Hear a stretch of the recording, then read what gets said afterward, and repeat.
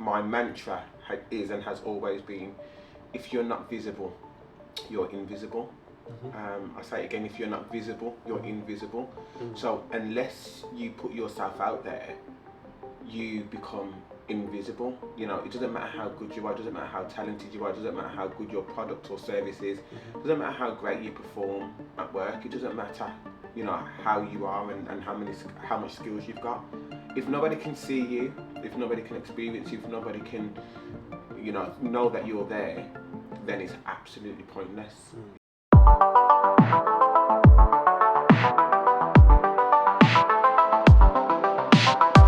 Hello everyone, and welcome to this week's episode of Against All Odds, coming to you all the way from Birmingham, England.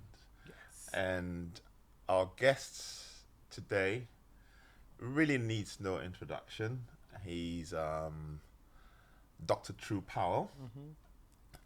True is the co-founder and CEO of the Black Business Magazine, and also the CEO of the MBCC Awards, which you tell us about later. That's the Black Business Magazine, the latest edition actually, Yes. which we'll be talking about a bit later. And True has an amazing story. I can't actually believe that we're actually sitting down today. So wow. True, welcome to the Against All Odds podcast. Thank you for having me. Honestly, when you asked me about this podcast, I had to do it because I love the title, Against All Odds. I think it's an amazing, strong title, so thanks for having me. Before this episode starts, I'd like to ask a big favour. 2 weeks ago, we did some analysis on our back end, and we found out that 59% of people who are watching this channel on a regular basis are currently not subscribed. Your subscription means a lot to us because the bigger this platform gets, the bigger the guests get. So do me a favor, please click on the subscribe button and the bell notification so that you don't miss out on any future episodes. Now let's get back to this episode. Fantastic. So tell us a bit about yourself. I mean, you're very visible out there in terms of social media and branding and all that, and you've sort of crafted a persona and a brand around yourself. You know, and how does a young black kid from Birmingham, you know, with a strong Birmingham accent, you know, build their profile, you know, in such a way to have such an impact? That is a very, very good question, and I love all things personal branding, and I think personal branding is really, really crucial when you're building not just your business but your career. And my mantra is and has always been, if you're not visible, you're invisible. I say it again, if you're not visible, you're invisible. So unless you put yourself out there, you become invisible. You know, it doesn't matter how good you are, it doesn't matter how talented you are, it doesn't matter how good your product or service is, it doesn't matter how great you perform at work, it doesn't matter, you know, how you are and how much skills you've got. If nobody can see you, if nobody can experience you, if nobody can, you know that you're there, then it's absolutely pointless. It's so pointless. I've worked with many people, many clients who come to me and say, "Oh, True, you know, this person ain't half as good as me or as half as at what I do, but they get the promotion, or they're getting these clients, or they're getting the work. What's the problem?" And I'm like, because you're not visible. People can't see you to work with you, you know, so it doesn't matter how good you are, but if you're not visible, then you are not going to get the client, you're not going to build your network. It's just not going to happen. And you know, we know this, but how many times do we go to the shops and say we're going to buy a tin of beans or something? Do we just grab the first thing that we see on the shelf, or do we try and look for another tin of beans behind and think, I'm going to go for that one, you know? Unless it's dairy, because, you know, us black people, you know, we like to make sure the sell-by date's the last date. But, you know, ordinarily, we grab what we see, whether it's clothing, whether it's food, whether it's people that we want to work with. If we can see them, that, you know, we're lazy. We're not going searching for people. Like, if they're there in the visible, that's who we're going to use. And it's always been a mantra of mine: get visible, get visible, get visible. Because if you're seen, then you're going to be that person that people are going to work with. So I'm going to come back to this in a moment, but maybe tell our guests a bit about your background. Because I know you're a twin. Yeah. And all that. I mean, what was it like growing up in the Powell home? We're going there. We're going there. Oh, okay. So it was interesting, and so I grew up in the inner city area of Birmingham. I always say I'm from ends, but I'm not road. Never have been. Not top boy. No, I'm not top boy at all. Sorry. But yeah, I'm not road. But don't get me wrong. Life was tough. Single mum, 7 kids, inner city. Wow. And we did grow up in poverty, and I'm not afraid to say that. We grew up in, humble beginnings.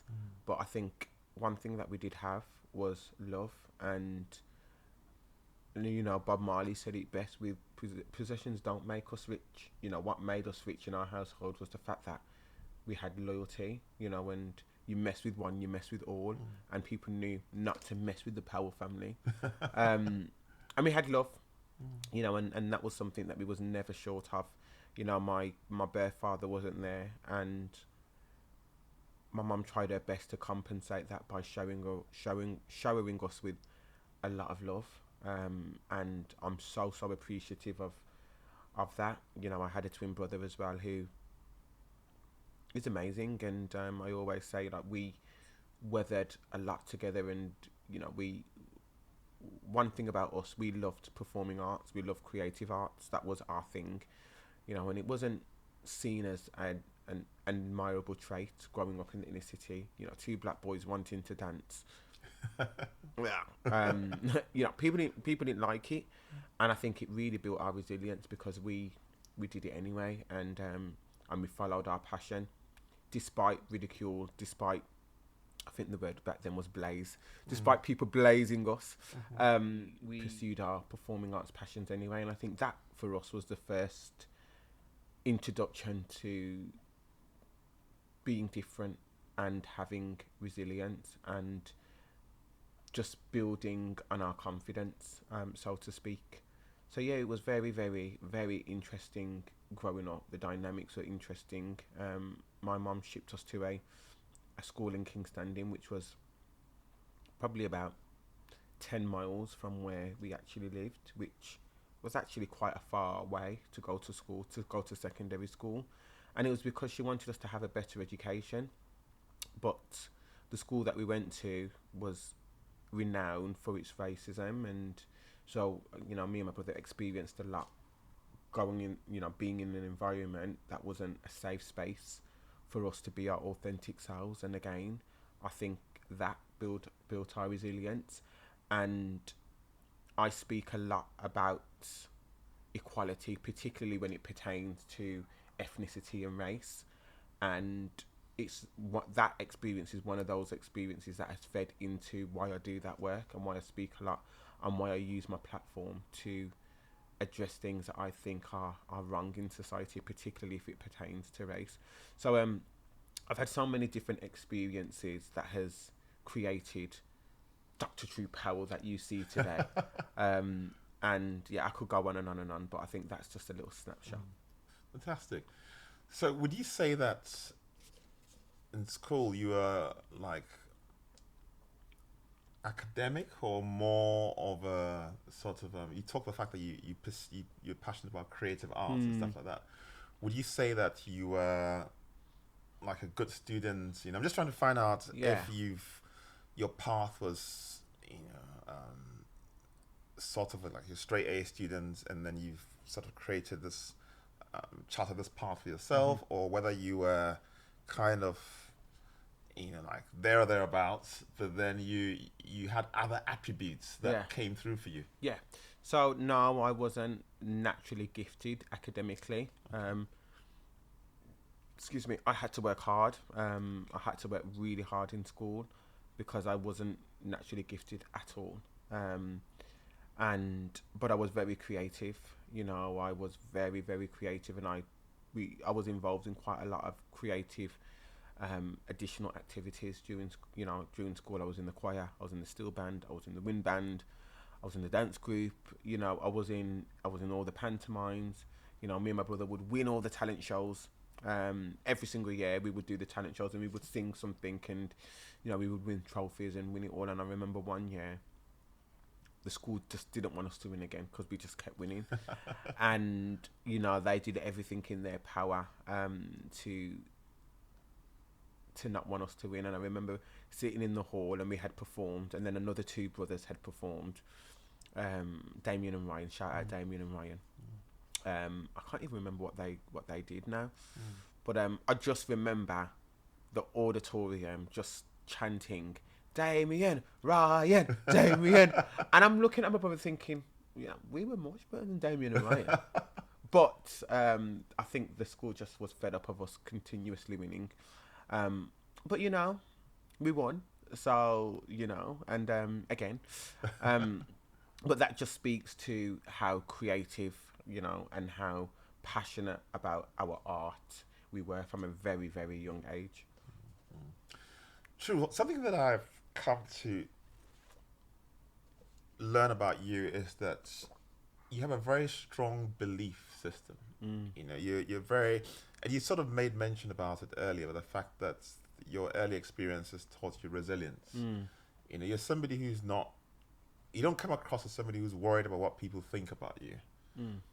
And that in itself is, it's kind of part of your brand. You're very confident. I actually saw you recently on, I think it was BBC. You were interviewed on BBC, and you were asked some controversial questions, and you gave your answer, and there's a lot of backlash and all that around it, but you kind of stood your ground. And much as you say you were performing arts, because performing arts, you sort of think you're performing to please an audience. I sense an authenticity in terms of who you are. I mean, maybe just tell us a bit about that. Oh, this is such a good question, and one that's actually really powerful. And I think for me, a lot of things that I've experienced in my informative years has allowed me to be in a place now where I'm truly confident with who I am and the value that I bring and what I do.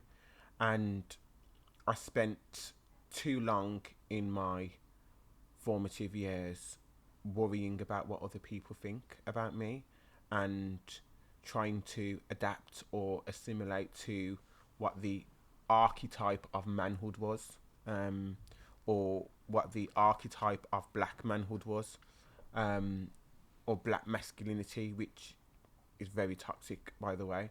And I realised that actually I didn't want to perform that anymore. I wanted to be me and authentically me, and if people don't like it, then it's their prerogative. Like, I remember being in school and I remember just constantly being ridiculed because the fact that we wanted to engage in arts, because the fact that we wasn't living up to this stereotype of what masculinity is. And one of the key things actually was Lauryn Hill's album Miseducation came out, and I remember I think we were probably in year 11 or year 10, and I remember just being in my room with my brother. We shared a room, and just listening to it, and I think it was Forgive Them Father, one of the tracks on that album, and we would put that on repeat and from a very early age we knew actually that they didn't really know what they was doing. They were really, the people that were ridiculing and the boys and stuff that were ridiculing were conditioned because it was that toxic masculinity that they was kind of filtered with, and I think it was Forgive Them Father, for they know not what they do. And it was just such a powerful line, and we would play it on repeat because it's not their fault that they've been conditioned. And from then I knew that society had a way of conditioning people's minds to a certain way, and if you step outside of that conditioning and you're seen less normal, whatever that is. And I think from then I was just like, okay, in order to get by, we need to play a role. And I did, I did play a role, and then, I just thought to myself, at some point I was like, you just need to be authentically you. You just need to be authentically you, and I haven't looked back since. So did you ever see yourself as being a co-founder of? I mean, I really love this magazine and what you did with Antoine Dixon Bell. Is it Bello? Yeah, Bella. Yeah. And I mean, it's just phenomenal. And did you ever see yourself, as being this person behind this movement? I call it the movement, because it's changing the narrative. The narrative is that if you're black, you can only make it if you're into entertainment, you're a rapper, or you're into sport, some kind of sport, right? He's an athlete or footballer or something like that. Yeah. But then you've basically built this platform where you're profiling people like Antoine, who's built a £100 million property business. And that's serious though, right? £100 million, and he's there on the cover, right? And there's a whole bunch of people in here who are doing some pretty amazing stuff. Yeah.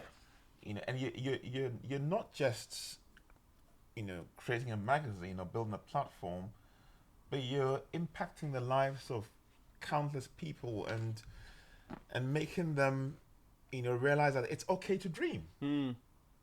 Tell us a bit about, did you ever see this happening?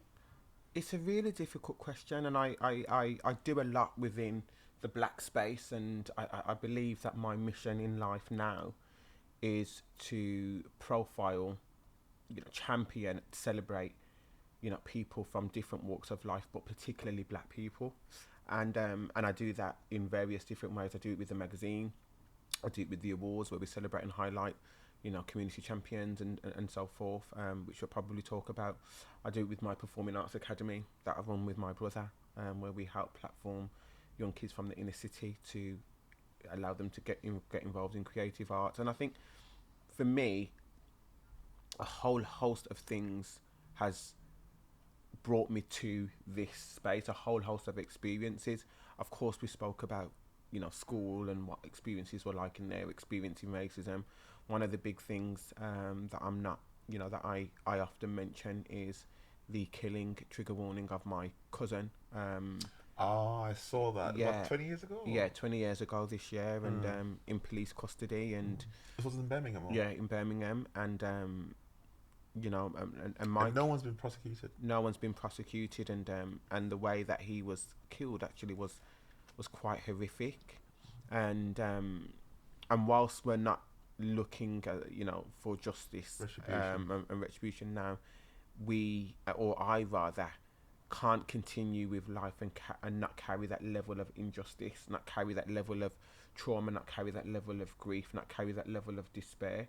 And actually, that's partly one of the reasons why I started, or why I do this magazine. Also, my kids experienced racism at school. Again, probably part of the reasons why I've started this magazine, or I do the awards. So many different life experiences has came to me, which I'm like, okay, I need to do something to help my people. I need to do something to celebrate and platform my people, because right now we're being denigrated in society. Right now there isn't a medium that's there to help and uplift us. And as you quite rightly said, sports and entertainment all day long, we're overrepresentative, and I'm not taking that away. We're talented beyond measure as a people. Just look at our lineage. We are absolutely talented beyond measure, and we should be celebrated in sport and entertainment, because we do dominate those spaces. But actually, there are pretty amazing people in business who are black, who don't get the opportunity. And I love Stephen Bartlett and I love Levi Roots to bits. I really do. I know both of them, but unless you're Stephen Bartlett or Levi Roots, the opportunity of you being in a magazine or being on the front cover of a magazine in the UK is very slim. You know, I can count on my hand how many black people I've seen on front covers of business magazines in the UK. And you know, we have business magazines, we have the Insider, we have the Entrepreneur magazine. You know, we have these magazines, the Influencer. We have all these business magazines, but I don't see people who look like me often on those magazines. Now we have the opportunity to see people who look like us every quarter, you know, and I think it's really, really important that my kids read this magazine. They read the stories, they get inspired by the stories, they get motivated by the stories. Why? Because there's people in there that look like them, that are turning over, you know, 25 million, 30 million, 100 million, and it's showing them that it's possible. It's showing them that it's possible. If it was up to the society and the world, we don't exist. But actually, we do exist, and all we need is a platform to shout about it. And now this is what this magazine and things like the awards and all the other stuff that many people across the country are doing. You know, there's the Black Talent Awards that are doing incredible things. You know, there's the Pitch Black magazine that's doing great things. The Voice has started their business guide, which is doing incredible things. So there's many people now within this space. There's the Black Business Awards as well that takes place. Yeah. That are doing UK Black Business Week as yes, well. UK Black Business Show and UK Black Business Week and Raf and Mike. We're all doing our bit to do incredible things, and I think no more hiding, no more being denigrated, no more people saying we don't exist. We do exist, and it's time that we platform. That's fantastic. And another thing I've sort of learned about you ahead of this conversation is you're actually very good at collaborating, you know, and you've kind of seen that the way forward is not to go it alone, you know, but you tend to amplify your voice and amplify your impact if you have a collaboration or you have something behind you to kind of push you. You know, so I see that you recently collaborated with Wix, you know, and I mean, even this office space, you know, where we're having this shoot, you know, was provided by I think Gleason Recruitment. Shout out Gleason Recruitment, you know, and the gentleman who we met was not a black person, you know, but you could tell that he appreciates what you're doing in the community. He's very supportive. I could feel. I could feel his energy. You know, I could just feel it. Yeah. You know, I only met him for a few seconds. Yeah. I could just feel it that no, this guy likes what you're doing, and this guy is supportive. You know, and sometimes I think that being a person of color, we try to isolate ourselves because we feel tainted by racial experiences and bad outcomes. So you try to keep to your community and just stay within yourself. But you've kind of bridged that gap, and you're working with collaborators or enablers, I call them, you know, to kind of get the message across. And I look at Raphael Sofaluki, the UK Black Business Week guy, founder, and what he's managed to put on. And he's got HSBC, all the big names, Moody's.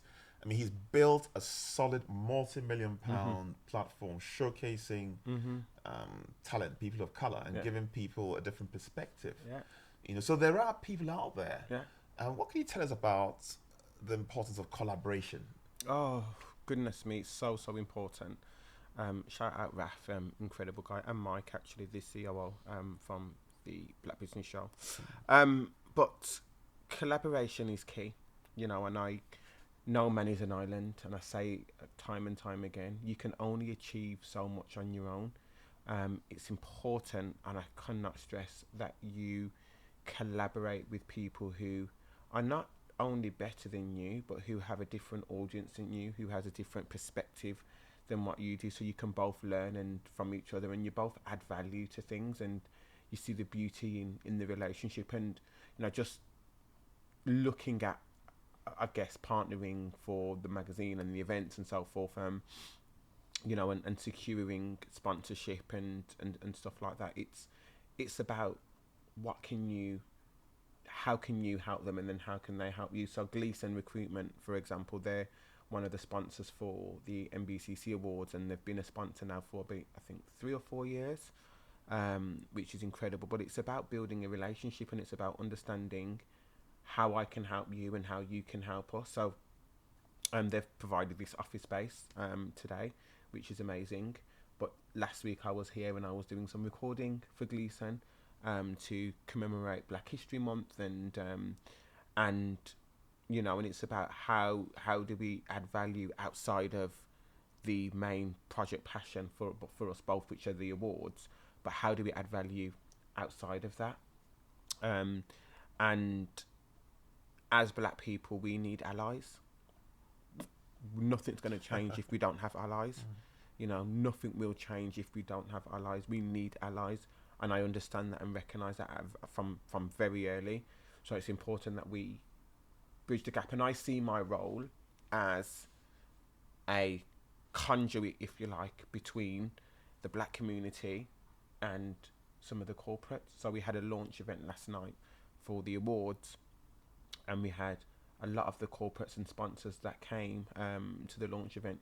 We had Higgs LLP, we had Lloyd's Bank in the room, we had Merlin Entertainment in the room, we had Selfridges in the room. We had so many different big brands in the room who are sponsors and supporters of the awards. But then we also had the community. We had people who are working with young people on the ground. We had sports coaches. We had people who are advocates for mental health. We had, you know, people who are working in the criminal space. You know, we had so many different people who were able to connect with some of these corporate brands. And our hope is that they start to work together. And I think an example that I would always use is the West Midlands Police. So I mentioned before that, you know, it's the West Midlands Police as a body that killed my cousin. For the last, I would say, 5 years, the West Midlands Police has been headline sponsors and then, you know, major sponsors for the awards. Very difficult decision, but I knew my role, it was bigger than me. I knew that the police had to see Black people in a different light, and the awards is one of the decorated awards that celebrates and champions Black people in a way that's never been done before. But equally, Black people needed to see the police in a different light, and needed to see the police that was supporting the Black community. And I see my role as almost like a conduit between bridging the gap. So I put my personal feelings aside and being like, okay, this is bigger than me. This is something that needs to be done. And my mum's not as forgiving. So I've been doing these awards for 7 years. And last year was the first year that my mum's ever came to the MBCC Awards ever.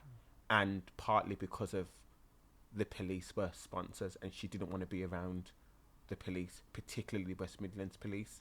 And last year was a powerful moment. You know, last year was a powerful moment because, you know, I introduced her to the police crime commissioner who was there, and she had a chat and so forth. And then and she left, and she was like, it wasn't that bad at all. Like, I don't feel in any way at all. And, you know, she's brought her dress for 2023.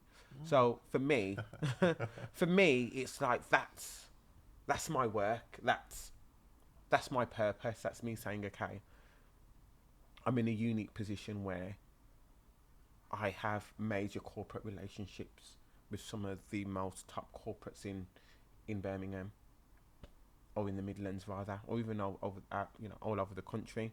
But then I have a strong community within the Black audience.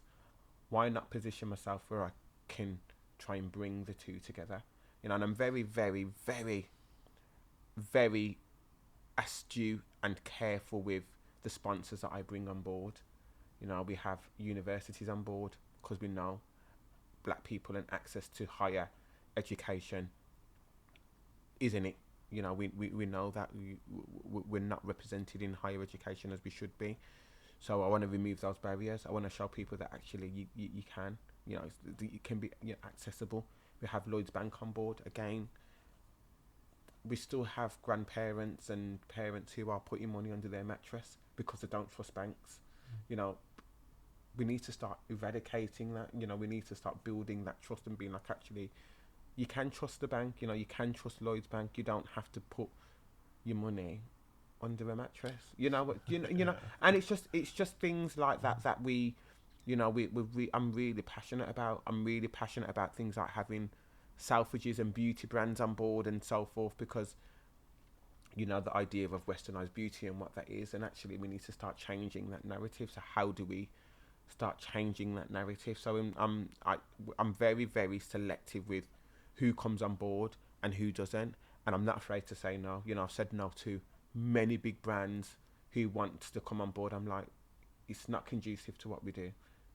It's not congruent to what who we are as a brand. So actually, sit this one out, but go and do the work. Let me see that you're doing some work in this space, and we can have a chat next year.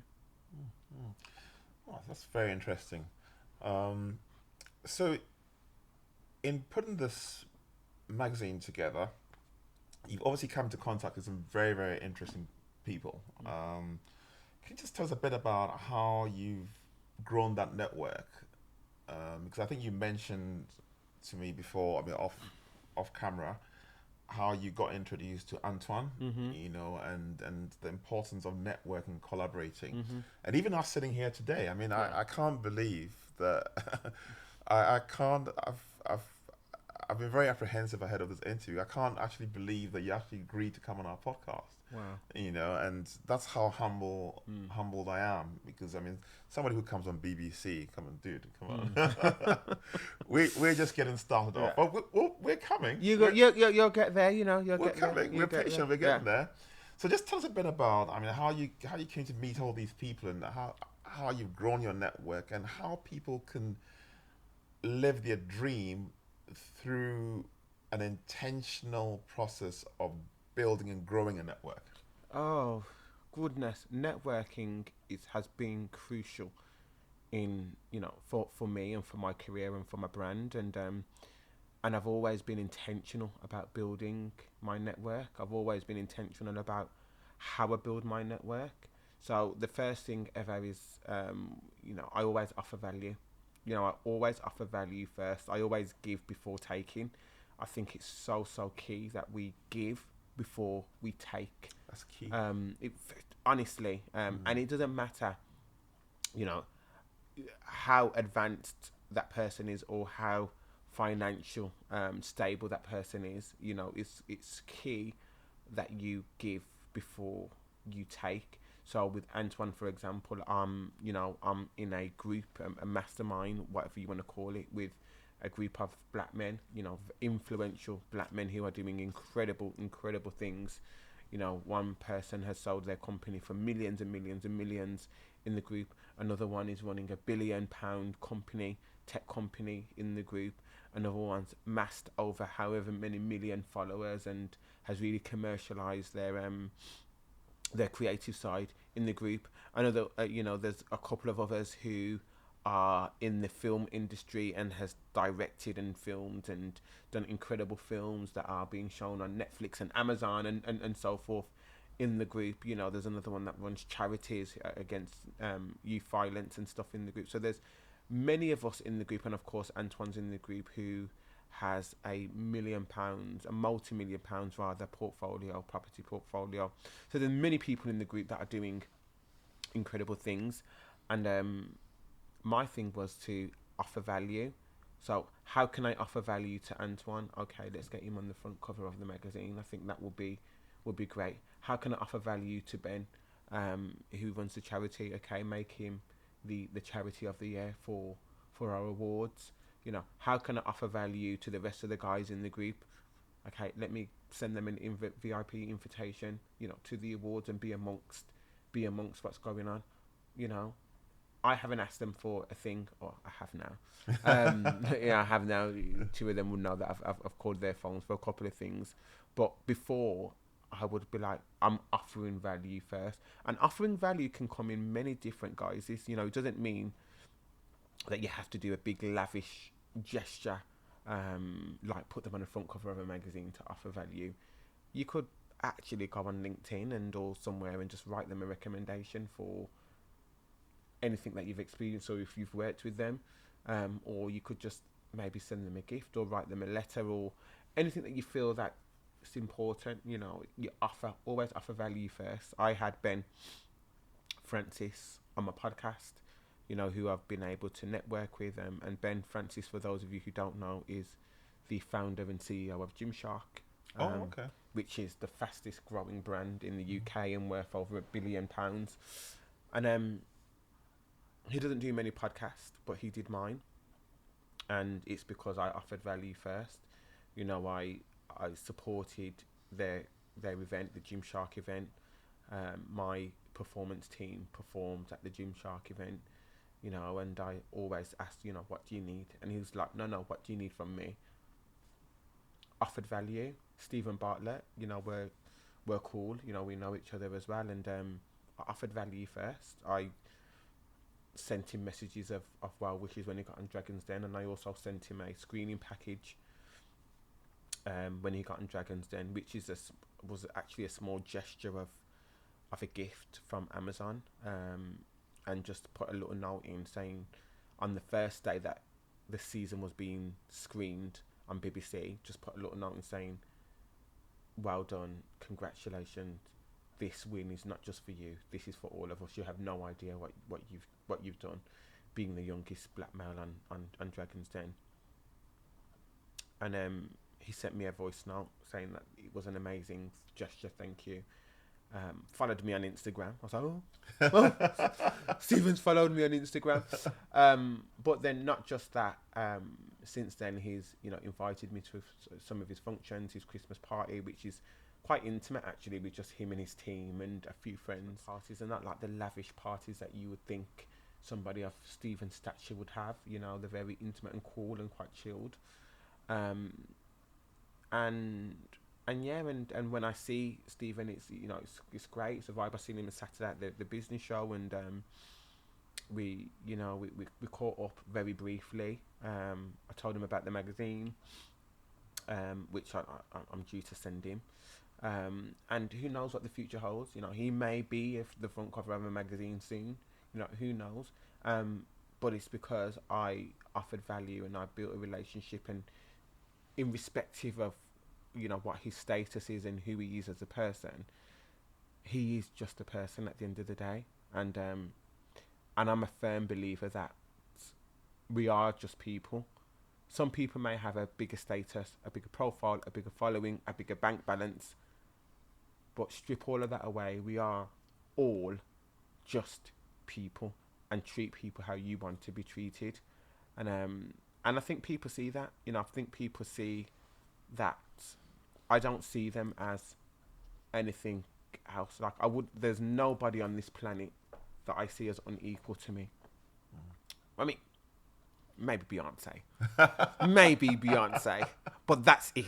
Like, the line is drawn at Beyonce. There's nobody else who I see as unequal, and there's nobody else who I would be like, oh my God, this person's someone. Like, I just wouldn't, because I know deep down that they're just people. I can appreciate someone's talent. I can appreciate someone's business acumen. I can appreciate someone's skills.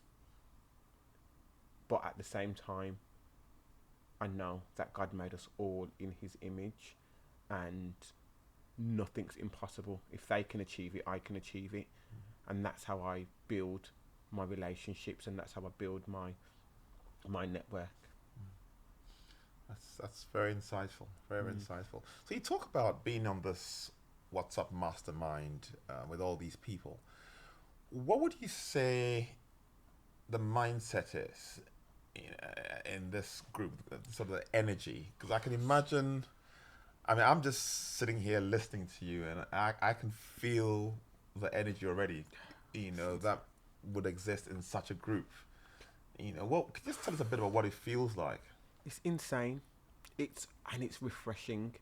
It's refreshing to be in a group of highly successful black men who are very influential, but above all, with people. And, you know, nothing goes on social media that's, you know, if we've won something or done something great, without it going in the group and someone picking it up saying, oh, well done, True, this is amazing. Or, you know, just a simple happy birthday. I think it's just so refreshing. Or if we're having any challenges, or whatever in our personal lives, or we think, what do you think about this? I just find it just amazing. Like, even before the magazine was launched, the magazine dropped on the Monday, the 25th, but on the weekend before, I was at Antoine's and we all was there.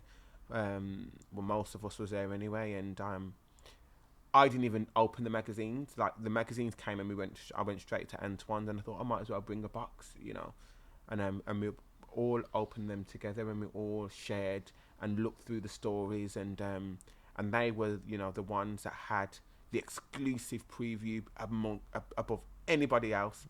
And it was such a magical moment, because they were really, really all very impressed by the standard and the quality, and and just really, like, supportive. Um, and I think that's what I love. Like, that's what I love. They're all coming from London for the awards. They've booked their tables, accommodation stuff already done. And to support. I've never experienced that from black men before who are not family.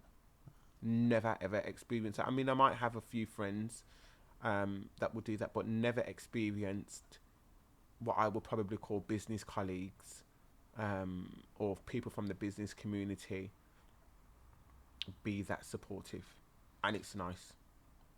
I'm actually looking through the magazine now, and I'm just blown away by the people and the diversity of people that you've profiled in here. And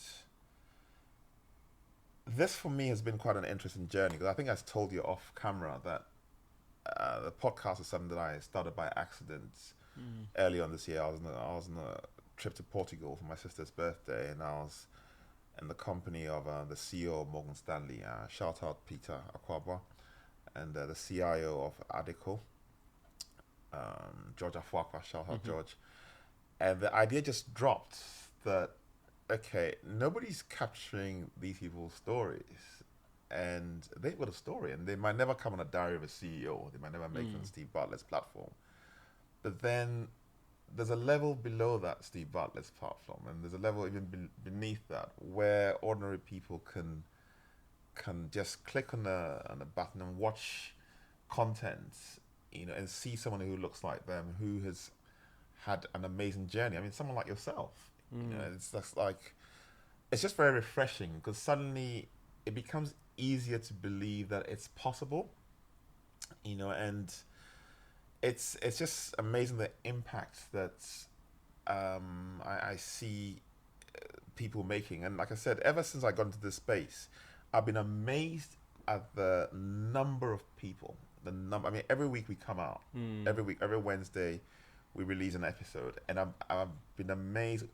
There's hundreds of people who are doing some pretty dope stuff. Agreed. That I had never heard about some months ago. Yeah. I mean, I'd never heard about you, Wow. right? Until I got into this space. And then suddenly I see what you're doing. I see what you're doing to help people brand themselves and all that. And so, coming back to something that you said earlier about branding, okay, personal branding, because not everybody watching us might see themselves as entrepreneurs. Okay, so, but then they might work within a company. But even then, you still need to build a brand. I have a brand. Okay, I don't know if you can tell, but I have a brand. Okay, and I project that brand everywhere I go, and I'm very careful. It's a very carefully curated brand. So if you look at my WhatsApp statuses, I love traveling. I travel a lot, and I like nice things. Okay, that's just me. That's just my brand. Okay, and I'm very careful about that brand. I protect it. At work, I'm very intentional, very focused, but I enjoy having fun as well. I play golf. That's part of my brand. So I'm just thinking in terms of somebody who's watching this, who's not seeing themselves as cut out for the entrepreneurial journey, but then they can still benefit from some of the branding training that you put on. Because I know you put on personal branding training, and that's something that I'm very keen to support and promote, because there's people out there whose lives can be changed and transformed by working on their brand intentionally. 100%. Tell us a bit about 100%. And I love that you said that, because everybody needs to have a personal brand. Well, everybody has a personal brand. It's just how intentional are you with building and amplifying that personal brand. But I think everybody needs to be thinking about their personal brands, even if you are working in a company, even if you're an entrepreneur, you know. And I think the last time I checked, I think it was 93% of decisions are made are when you're not in the room, about you, or when you're not in the room. That's 93%. So that's whether you get the promotion or not. That's whether you get fired or not. You know, that's whether you get moved to a different department, whether you know, get married, whether you have the girl, the boy. Like 93% of decisions are made about you when you're not in the room. That actually tells you that the only thing that that person, the decision maker, has of you is your brand. That's the lasting impression. Yes, you might have an interview. Yes, you might have a conversation, blah, blah, blah. But when you've left out the door and they're looking at the paper and they're looking at the, you know, who gets this promotion or not, they're remembering your brand, they're remembering what's on LinkedIn, they're remembering how you came across in their in networking, they're remembering what's out there. And I think it's so important that people understand that personal branding is so powerful beyond what you think it can do for you in your career. And that's one of the reasons why I do a lot of coaching, and why I do help support entrepreneurs, CEOs, leaders, you know, with their personal branding, because it can do many things. It's put me in many different rooms, it's put me on many different boards, it's got put me in many different seats. It's really helped my career, it's helped my bottom line, it's allowed me to have additional ways of earning money, such as speaking engagements and so forth. You know, it's done amazing things for my personal brand and of my clients. You know, I have several different coaching programs and stuff. I only work one-to-one with 3 people a year. Just don't have the time. But I do, and I only do 2 group coaching programs a year. One in February and one in September. So that's just 2 group coaching programs that I do on building and monetizing your personal brand. And then people can book consultations with me for 45 minutes where I review their brand and give them a few pointers for them to go away and start building their brand, which is of course a paid for service. But if they want to go on and do other things with me, and you know, go on other courses or coaching programs, then they're very much welcome to do so. But I think for me, personal branding is the key of success. And if you don't believe me, you can look at yourself, you know, look for yourself. For example, take, I don't know, the brand Virgin, which is one of the biggest brands ever. On Instagram, if you look at Virgin itself, I think they have followers of like 224,000 people following them.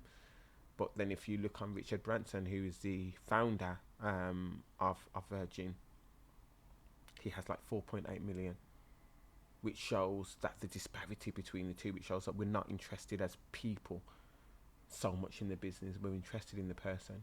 You know, we're interested in what that person does, how they come across.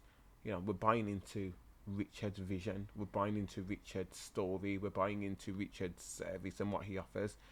Yes, Virgin offers a great product and so forth, but actually the product wouldn't exist, or the service wouldn't exist, without the founder. So we're buying into the founder's vision, and that's why we follow the founder. So I think it's important that we understand personal branding and how powerful personal branding is. If you think Stephen Bartlett would be sitting on Dragon's Den without a personal brand, nothing coming. You know, if you think he would be on, you know, have a one of the biggest podcasts in the world without a personal brand, another thing coming, like, it wouldn't happen. He needs a personal brand for his business endeavors. We all need personal brands. I wouldn't be sitting here with you if I didn't have a personal brand, you know, and I think it's really, really important people understand that. That's amazing. I mean, we've just concluded a very detailed and quite costly venture, trying to build the brand of the podcast, and obviously my personal brand and everything, and its impact on the podcast. Well, you didn't come to me. I know. You didn't come to me. I didn't know about you. Yeah. Well, you know now. You know no, now. No, I know. Yeah. Anyway, so just as we come to the end of this conversation, something I know you're quite passionate about as well, or you talk about a lot as well, is a vision board. Okay, and I'd never heard about a vision board till I heard you talk about it. Wow. So just tell us a bit about a vision board and how you think that can help a person's progress. Oh, vision boards are hella important. And a vision board is where or when you look at the future and think what you want to achieve or where you want to be, and you use images, words and so forth to place on a blank canvas to produce a vision board that where you want to be. So you might put a image of a sun and sand and sea, for which indicates holidays, and you want 3 holidays a year or something, so you put that in the vision board. You might go into GQ magazine and find an amazing person's body who you think, okay, this is where I want to get to physically. So you might put that person's body on the vision board. You might put a certain amount, an income amount that you want your businesses to make on your vision board. But it's just about kind of looking at your life holistically, and then putting on your vision board where you want to be. And there is something about visually seeing something every day that gives you that drive and impetus to go after it, viciously and relentlessly. So every time I go in my home and I go in my bedroom, my vision board is there. So I know that, okay, I've got to keep working for this. I've got to keep working for this.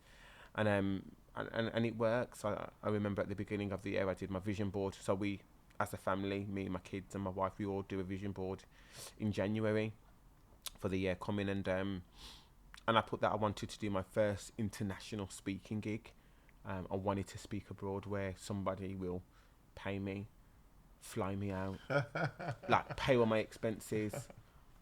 That was on my vision board. I needed to do my first international speaking engagement, and it happened. It happened in September, and I put it down to the fact that it was on my vision board, and I was relentlessly exploring how that could work, and so yes, I'm such a big advocate of people having a vision board, because if you can see it, taste it, touch it, feel it, then it becomes real. It doesn't become an elusive idea. It doesn't become unattainable. If you see it on paper, you think, okay, this is obtainable. Another person I actually heard after I heard you talk about vision board was Steve Harvey, because he's been interviewed on a big podcast in the US, I think, by Annual Leisure. It's a big podcast in the US, and he says he's got a Grant Cardone actually. Yeah. Grant Cardone, and he's got a vision board. Steve Harvey has a vision board on his phone as a screensaver. Wow. Oh wow. And I was like, wow. Yeah. So definitely something to investigate. So true. As we come to the end of this podcast, I mean, what do you think about what you're doing, and why did you agree to speak to us? Because I mean, a lot of people were asking when I told them I was going to be interviewing you. I was like, "What, True? How did you get True to talk to you?" Oh, so there's several different reasons. So the first reason, I guess, is I love what you're doing. I love the work that you're doing. I think it's amazing that you're looking at people and really discovering their stories and exploring that actually, how they got to where they got to, despite the challenges that they may have faced. And I really like that angle. And another reason, honestly, is because I read a book last year, or might have been the year before, and Shonda Rhimes, who is an incredible writer, script writer and producer, and it was called The Power of Yes. And basically she just said 1 year she's just going to go out and say yes to things, to opportunities that may come her way. Obviously she should exercise wisdom around those opportunities, but on the whole she would say yes. And I thought, actually, that's a good idea. I'm going to try it. I'm just going to say yes to things that I probably wouldn't normally do or necessarily do. And I'm glad I did, because, you know, we've had such an amazing conversation, and I've really enjoyed this podcast. And there's been a few other things that I've said yes to that I wouldn't normally say yes to, which has led to just incredible things to happen. So that's probably why. Fantastic. We also have a tradition on this podcast where we give our guests the opportunity to dedicate or say thank you to anyone or a group of people, anybody. Absolutely, this is your chance to, you know, let anyone know, say thank you or anything really. Who'd like to dedicate the podcast to? Oh, this is such a great but difficult question. Just one. No. Oh, okay. It can be any number. Yeah. Obviously not 100. Yeah, no. Okay, I think I always dedicate to Mummy. So, Mummy, I'm sorry, you're not having this one, Mummy. I'm looking in the camera. Yeah, you can let me look in the camera. Yeah, go for it. I think I'm going to dedicate this podcast to the fellas on the cap table. And the reason why I'm going to dedicate it to the fellas is because you guys are so supportive. Since being in the group and since being around you, like anything that I have done, you've championed, you've picked me up, and we all pick each other up and stuff, but you've championed our work, you've celebrated our wins, you've told us when we're not doing things great. And I just think it's important that we can be, as black men, vulnerable around each other, accessible around each other, and truthful and honest around each other, because it's something that doesn't happen because of particularly toxic black masculinity. And I'm just grateful and thankful that I've found a safe space with you guys. So I dedicate this podcast to the fellas on the cap table. Fantastic. True. It's been an honor and a privilege having you on our podcast. And if you've enjoyed this episode, I'd like you to subscribe, like, share, and comment. It is so important. We're trying to build a platform, just like True has said, and True's done with the Black Business Magazine. We're trying to build this platform to change the narrative that black people can also do well and succeed against all odds. And it might not mean a lot to you, but you subscribing has a great impact on what we're trying to do. It makes it a lot easier to bring on even bigger guests and more people with more amazing stories. You know, so do me a favor, just click on the subscribe button, click on the bell notification so you don't miss any future episodes of this podcast. And if you want to get a copy of the Black Business Magazine, we'll put the details in the comment section below. We'll also put details of how you can reach True for branding, training, and how you can connect with him and follow him on LinkedIn and all that. And I believe that our collaboration together will yield fantastic results, not just for yourselves, but also for our community. Amen. So thank you very much. Thank you. And True, Thank you so much. Thank you for having me. yeah, Thanks. I'm glad we did it.